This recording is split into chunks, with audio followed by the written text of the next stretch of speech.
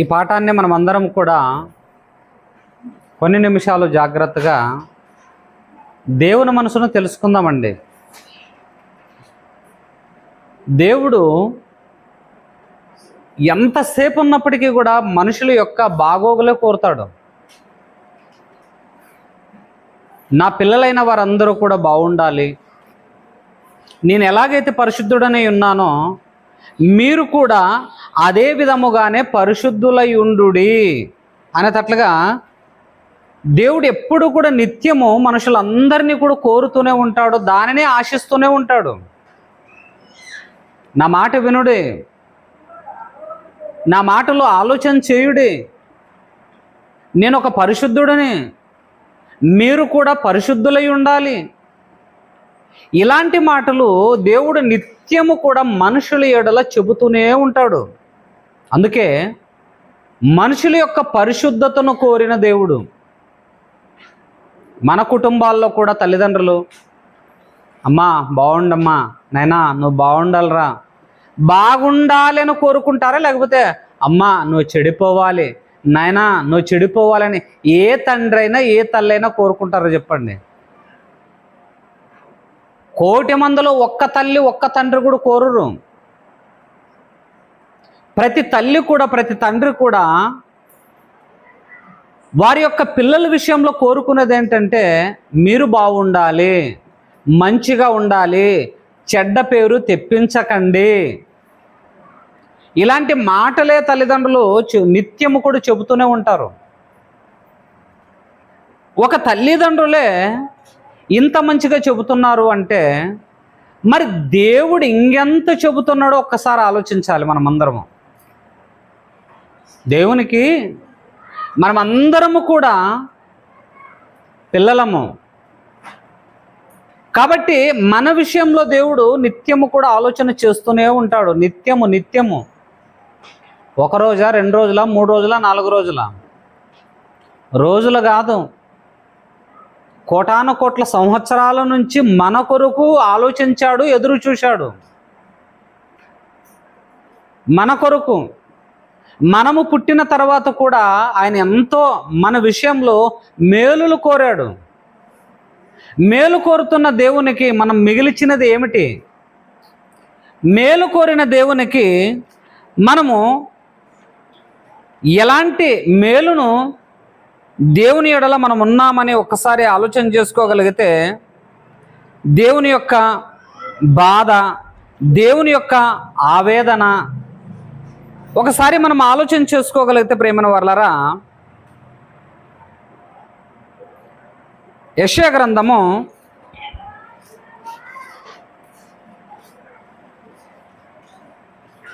1వ అధ్యాయము 17వ వచనము ఏమంటున్నాడు చూడండి. దేవుడు మనుషులందరి ఎడల కోరుకుంటుండేది మనము జాగ్రత్తగా ఆలోచించాలి.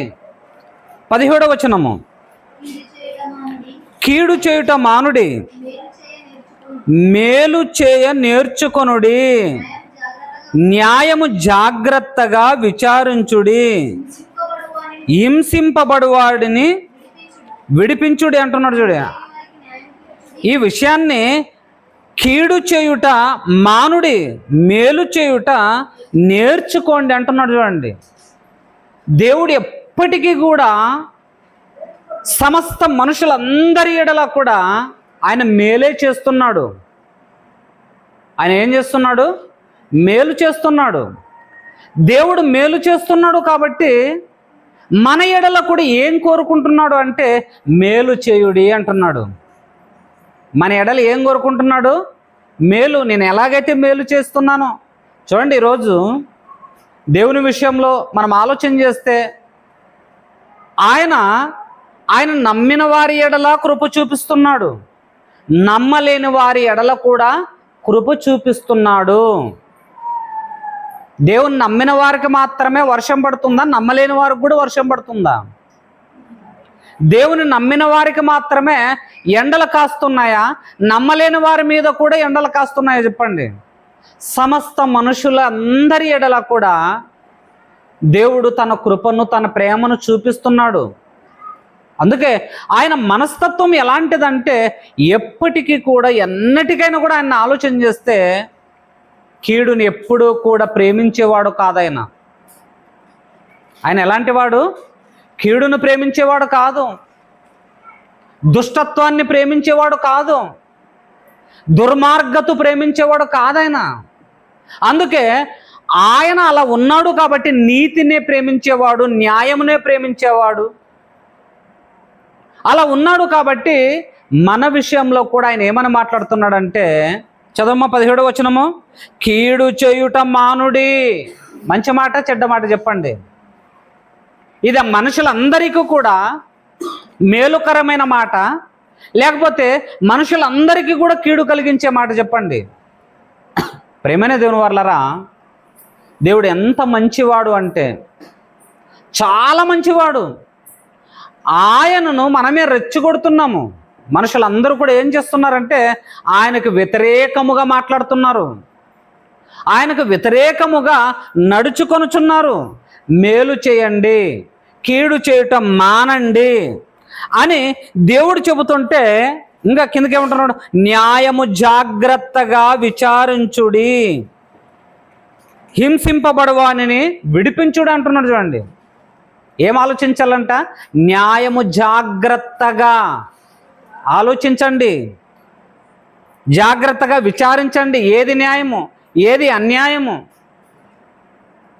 మనుషుల్లో ఎలా ఉన్నారంటే న్యాయ అన్యాయాలు అవసరం లేదు. ఇప్పుడు మనం గెలిస్తే చాలు, అవునా కదా?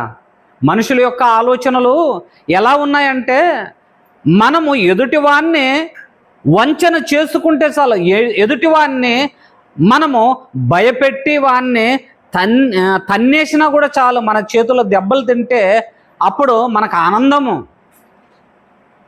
కానీ దేవుడు ఏమంటున్నాడంటే ప్రేమన వర్లరా, న్యాయమును విచారించుడి, హింసింపబడు వారిని విడిపించుడు అంటున్నాడు. చూడండి, ఎవరైతే హింసింపబడుతున్నారో వారి విషయంలో విడిపించే ప్రయత్నం చేయండి. ఇన్ని ఆలోచనలు కలిగిన, ఇంత పరిశుద్ధత కలిగిన దేవుడు మన ఎడల ఎన్నో రకాలైన ఆలోచనలు చేస్తూ మీరు కూడా నాలాగే ఉండాలి. చూడండి, లేవియకాండము 11వ అధ్యాయము, లేవియకాండము 11వ అధ్యాయము 44వ వచనంలో చూడండి దేవుడు మాట్లాడుతున్న మాటలు.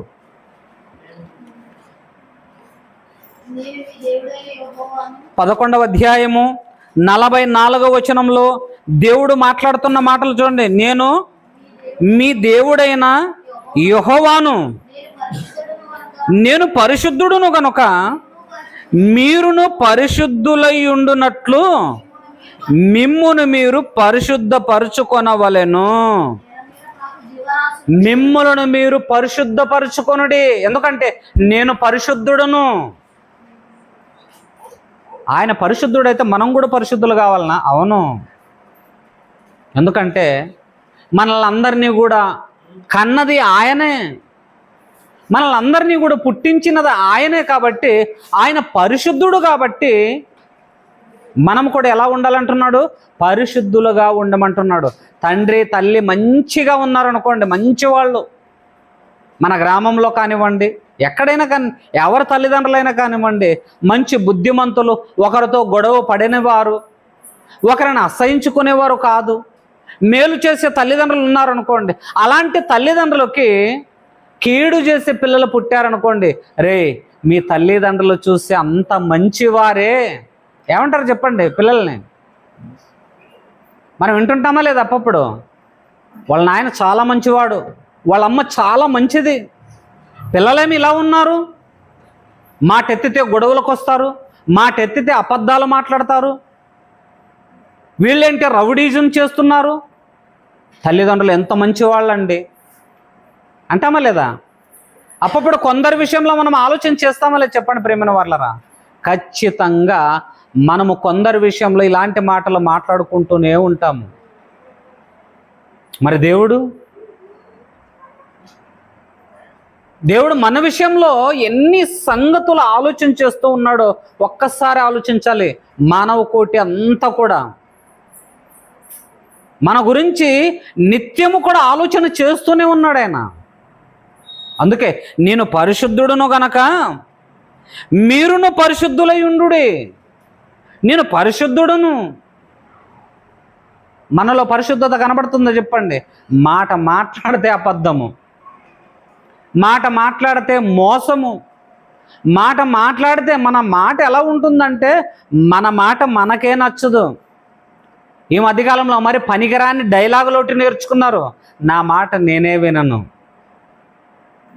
ఎవడో పనికిరాని ఒక సినీ హీరో మాట్లాడితే నేను ఒక్కసారి కమిట్మెంట్ అయినానంటే నా మాట నేనే వినను అంటాడంట. ఈ మాట నిజంగా అంటే చాలామంది పిల్లల్లో విన్నాను నేను. నీ మాట నువ్వే వినవా? మరి నిన్ను కన్న తల్లి, నిన్ను కన్న తండ్రి ఎవరి మాట వింటున్నారు? వాళ్ళు ఎలా ఉన్నారు? లేకపోతే నిన్ను సృష్టించిన దేవుడు ఆయన మాట మీద ఉన్నాడు కాబట్టి నువ్వు బ్రతికిపోయావు. నీలాగే నా మాట నేనే విననంటే ఈ ప్రపంచం ఏమైపోయేది చెప్పండి ప్రియమైన వారలారా? మనలాగే ఓవర్గా దేవుడు ఉన్నాడు అనుకోండి, సర్వ మానవాళ్ళందరూ కూడా ఏమైపోయేవారు. దేవుడు ఎంత మంచివాడండి నిజంగా. చదవ ఆ మాట వింటుంటే నిజంగా అంటే ఆ మాట చదివిన తర్వాత నాకు ఎంతో సంతోషం వేసింది. దేవుడు ఇంత మంచివాడా? దేవుడు ఇంత పరిశుద్ధుడా? మరి మేమేంటి ఇలా ఉన్నాము, మనమేంటి ఇలా ఉన్నాము? ఈ మనుషులందరూ కూడా ఎందుకు ఆయన మాటలు వినలేకపోతున్నారు? ఆ మాట చదువుకున్న తర్వాత నాకు చాలా బాధేసింది. ఇంత బ్రతిమలాడుతున్నాడా దేవుడు? మనుషులందరి ఎడల ఇంత బ్రతిమలాడుకుంటున్నాడా? ఇంత జ్ఞానపూరితమైన మాటలు మనుషులందరికీ కూడా చెబుతున్నాడంటే అవును, నిజమేనండి. నేను మీ దేవుడనైన యెహోవాను, నేను పరిశుద్ధుడును గనుక మీరును పరిశుద్ధులై ఉండునట్లు మిమ్మును మీరు పరిశుద్ధపరచుకొనవలెను అన్నాడు. చూడండి, మిమ్ములను మీరు పరిశుద్ధపరచుకోండి. వాక్యం విన్నప్పుడేమో పరిశుద్ధులుగా కనబడతారు, బయటికి పోయిందేమో రౌడీలుగా కనబడతారు. ఇంకెక్కడుందండి పరిశుద్ధత మనలోన? వాక్యం విన్న తర్వాత నీతిమంతులుగా కనబడతారు చాలామంది, కానీ బయటికి వెళ్ళిన తర్వాత చాలామంది కూడా ప్రేమైన వారలారా దేవునికి వ్యతిరేకమైన ఆలోచనలు చేస్తూ ఆయన మనసును నొప్పిస్తున్నారు.